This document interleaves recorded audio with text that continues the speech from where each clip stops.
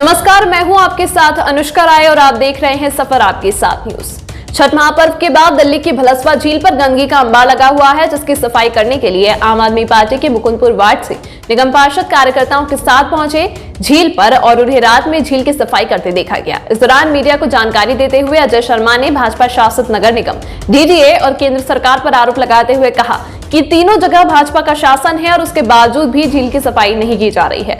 भाजपा के सांसद हंसराज हंस ने भी सदन में कई बार उस मुद्दे को उठा चुके हैं, इसके बावजूद भी झील बदहाल है। उन्होंने कहा कि भलसवा झील में इलाके के लोग गाय भैंसों की डेयरी से निकलने वाला गोबर भी डाल रहे हैं, जिससे झील में गंदगी बढ़ रही है और दिनों दिन गोबर के टापू भी झील के बीच में दिखाई दे रहे हैं। साथ ही इलाके के नालों का गंदा पानी भी झील में डाला जा रहा है और झील में गंदगी की वजह से मछलियां भी मर रही हैं। अजय शर्मा ने कहा कि झील वाले इलाके में 2 निगम पार्षद लगते हैं और दोनों ही भाजपा के हैं, जबकि भलसवा निगम पार्षद सदन में उप महापौर और डिप्टी चेयरमैन भी रह चुके हैं। इसके बावजूद भी झील पर किसी का ध्यान नहीं है। इलाके में भाजपा के नेता गोबर गैस प्लांट का उद्घाटन भी कर चुके हैं और उसके बाद यहां पर काम शुरू नहीं हुआ। अब गोबर गैस प्लांट को यहां से हटाकर दूसरी जगह शिफ्ट कर दिया गया है। उसके बावजूद भी झील में इलाके के लोगों की वजह से गंदगी बढ़ रही है। बहरहाल अब दिल्ली में आगामी नगर निगम चुनाव को देखते हुए सभी पार्टियों की ओर से तरह तरह के राजनीतिक स्टंट किए जा रहे हैं, ताकि काम के नाम पर बिखरे हुए वोटरों को संगठित किया जा सके। नेताओं के राजनीतिक वादों में कितनी सच्चाई है, यह आने वाला समय ही बताएगा। देखिए, सुबेरे हमें अपना ऑफिस देखना होता है। ऑफिस में देखने के बाद हमने दोपहर में यहाँ पे भलसवा झील पे सारे की सारी सफाई कराई एमसीडी के कर्मचारियों के द्वारा। उनका हमने माला डाल के स्वागत भी करा। यहाँ के क्षेत्रीय पार्षद बीजेपी के हैं और ये झील डीडीए की है, जो यहाँ के सांसद हंसराज हंस, मैंने देखा था कि वो सदन के अंदर भलसवा झील के लिए मजबूती से आवाज़ उठा रहे थे। पर सांसद इनका होने के बाद, पार्षद इनका होने के बाद, सरकार इनकी होने के बाद, एमसीडी में सरकार होने के बाद, केंद्र में सरकार होने के बाद इस भलसवा झील का आज तक कुछ नहीं हुआ। देखिए, यहाँ के पार्षद 2 पार्षद लगते हैं, एक सुरेंद्र खरब जी लगते हैं और एक विजय भगत जी लगते हैं, जो पूर्वांचल से आते हैं।